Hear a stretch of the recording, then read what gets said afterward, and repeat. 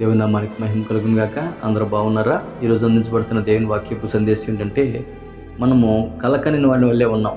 Bible గ్రంథంలో 126 కీర్తన 2వ వచనంలో దేవుని వాక్యం లాగా రాయబడింది. మనము కళ్ళకని వారి వల్లే ఉంటిమి, మన నోటి నిండా నవ్వుండిను, మన నాలుక ఆనందగానముతో నిండి ఉండిను. అప్పుడు యెహోవా వీరి కొరకు గొప్ప కార్యము చేసినని అన్యజనులు చెప్పుకుందరు.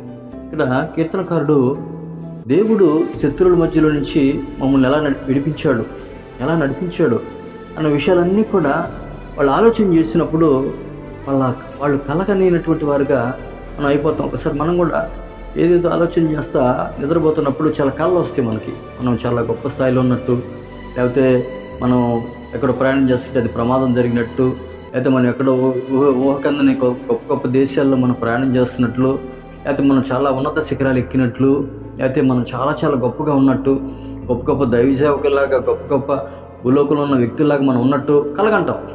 ఎందుకంటే ఏదైతే మనం ఆలోచన చేస్తున్నామో అది కళల ద్వారా మనకి రాత్రి నిద్రపోతున్నప్పుడు వస్తూ ఉంటుంది. ఇక్కడ కళ బైబిల్ గ్రంథంలో రాజు కనినటువంటి కళని దానియేలు దాని భావనను తెలియజేశారు. గొప్పగా ఉన్నతమైన కృప. యోసేపు కూడా రాజు కలగన్నప్పుడు ఆ యోసేపు కూడా ఆ కళభావం చెప్పారు. ఇక్కడ దేవుని ప్రజలను మనం కూడా కళ కనినప్పుడు కీర్తనకారుడు అంటున్నాడు, మా పితరుల జీవితంలో మా శత్రువులన్నింటిలో నుంచి నన్ను విడిపించిన విధానాన్ని బట్టి మనం కూడా తెలుసుకోవాలి. దేవుడు కళల ద్వారా దర్శనాల ద్వారా మాట్లాడతాడు. అందుకని ఇక్కడ కళ కనిన వారి వల్లే అయ్యాం. మన నోటి నిండా దేవుడు నవ్వుంచాడు. దేవుడి దగ్గరికి వచ్చినాక ఆత్మ సంబంధమైన కళలు మనం అంటూ ఉండాలి. ఆత్మ సంబంధమైన దేవుని ప్రేమలో మనం ముందుకు వెళుతూ ఉండాలి. ఎందుకంటే ఆయన మన నోటి నిండా నవ్వుంచే దేవుడు. యెహోవా వీరి కొరకు గొప్ప కార్యములు చేశాడని అన్యజనులు చెప్పుకుంటారంట. మనం ఆరాధిస్తున్న దేవుడు, మనం నమ్మిన దేవుడు ఆశ్చర్యకరుడు.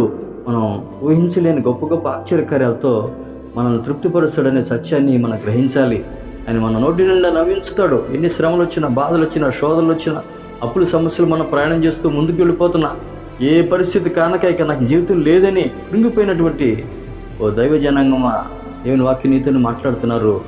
ఆయన రాబోయే రోజుల్లో నీ నోటి నిండా నవ్వుంచబడుతున్నాడు. నీ జీవితంలో గొప్ప గొప్ప కార్యాలు చేయబోతున్నాడు. ప్రార్థన చేసుకుందాం. ప్రభువానికి స్తోత్రాలు. మా నోటి నిండా నాయన, కీర్తనకారుడు ఎలాగో నోటి నిండా నవ్వించావో కళ్ళకనిన వారి వల్లే మేము గొప్ప గొప్ప కార్యాలు మేము చూసాం అని ఎలాగ సాక్ష్యం ఇస్తున్నాడో, మా అందరి జీవితాల్లో కూడా ఏదైతే జరగలేదో, ఏదైతే మేము అనుకుంటున్నా ఆలస్యం అయిపోతున్నాయో, ఒక కళ ఎలా వచ్చి ఆ కళలో మాకు ఎంత ఆనందాన్ని మీరు చేయబోతున్నటువంటి కార్యాలు మేము నేను తరించి ఆనందించి నేను స్తుతించే భాగ్యాన్ని దయచేయమని యేసు నామములో ప్రార్థన చేస్తున్నాను.